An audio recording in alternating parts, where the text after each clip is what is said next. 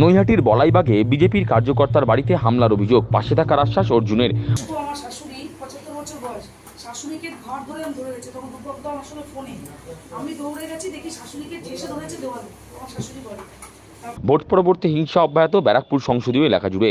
ব্যারাকপুর, নোয়াপাড়া, জগদ্দল, ভাটপাড়ার পর এবার নৈহাটি। বিজেপির ব্যারাকপুর সাংগঠনিক জেলার মহিলা মোর্চার সাধারণ সম্পাদিকা অনিন্দিতা সরকারের বাড়িতে হামলা চালানোর অভিযোগ উঠেছে তৃণমূলের বিরুদ্ধে। অনিন্দিতা সরকার নৈহাটি পুরসভার ২৪ নম্বর ওয়ার্ডের বলাইবাগ এলাকার বাসিন্দা।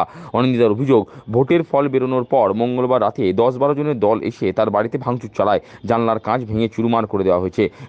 গেটের তালা ভেঙে ওরা ঘরে ঢোকার চেষ্টা করে। অনিন্দিতার আরও অভিযোগ, বাইক ও অটোতে ভাঙচুর চালায় হামলাকারীরা। এমনকি অটোর ব্যাটারি ও বসবার সিটও ওরা চুরি করে নিয়ে যায়। পরদিন বুধবার বেলায় ফের তার বাড়িতে হামলা চালানো হয়। অনিন্দিতার অভিযোগ, তার দেওর ও বৃদ্ধা শাশুড়িকেও মারধর করা হয়েছে।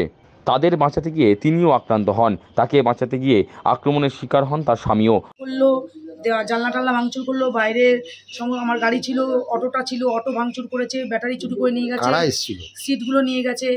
টিএমসি ছেলেরা এসেছিল, ১০-১২ জন এসেছিল, তার মধ্যে ৩ জনের মুখ খোলা ছিল, তাদেরকে আমি চিনি। বাদবাকির মুখগুলো রুমাল দিয়ে বাঁধা ছিল, তাদেরকে বুঝতে পারিনি। তাদের নাম একটা তো কানার মতন একটা ছেলে ছিল, ওর নাম ছোটন অধিকারী, একজনের নাম সায়ন, আর আরেকজনের নাম তো আমরা পুচু বলে চিনি, জানি না ওর ভালো নাম কি আমি বলতে পারবো না। তারা এসে বলছে কাঞ্চনের বাড়ি কোনটা, বসনে অনিন্দিতার বাড়ি কোনটা বললো। ফার্স্টে আমার শাশুড়ি ঘরে ভাঙচুর চালায়, তারপর শাশুড়ি যখন বেরোয় তখন বলে এই বাড়ি না, এই বাড়ি না, এই বাড়ি বলে আমার বাড়ি ভাঙচুর চালানো শুরু করলো। আমার ঘরে আমার জানলা, যেহেতু ভেতরে গ্রিলটা বন্ধ ছিল, বাইরে থেকে জানলাগুলো সব ভাঙে, অটো ভাঙে, অটোর ব্যাটারি চুরি করে নিয়ে যায়, দুখানা সিট ছিল, অটোর যে সিট হয় সেগুলো নিয়ে গেছে, বাইকটা ভাঙচুর করে ফেলে দিয়ে গেছে, উল্টো করে এখনো পড়ে রয়েছে। টপ ছিল আমার গাছের, অনেক টপ ছিল, সেগুলো সব ফেলে দিয়েছে, ছুঁড়ে মেরে দিয়েছে। পুলিশ এসেছিল, ফাল্গুনিদিকে আমি ফোন করেছিলাম, অর্জুনদাকে ফোন করেছিলাম, আমি তাদেরকে শুনিয়েছি কীভাবে অকথ্য ভাষায় আমাদের গালাগালি করছিল।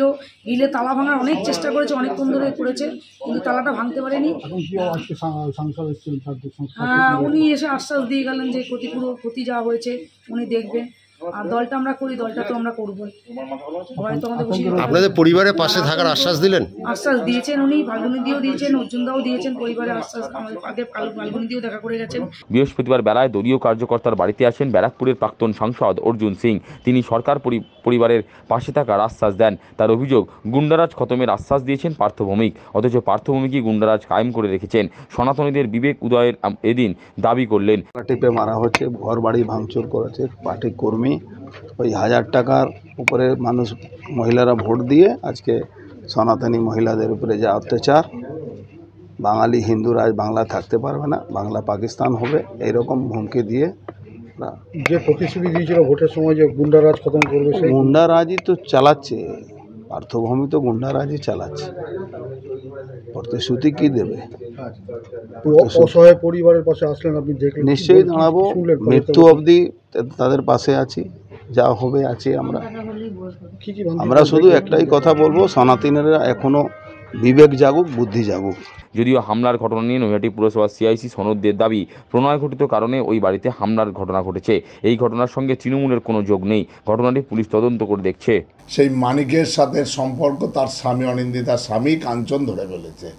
কাউন্টিংয়ের আগের দিন রাত 3:30 অবধি তাদের বাড়িতে মারপিট হয়েছে স্বামী স্ত্রী, এবং সে যার সাথে প্রেম করে সেই ছেলেটাই কিছু ছেলেকে নিয়ে এসে তার বাড়িতে ভাঙচুর করে। তার দোষ তৃণমূলের, ফষ্টি নষ্টি করে বেড়াবে সে বেলায় দোষ নেই, আর তৃণমূল দোষ।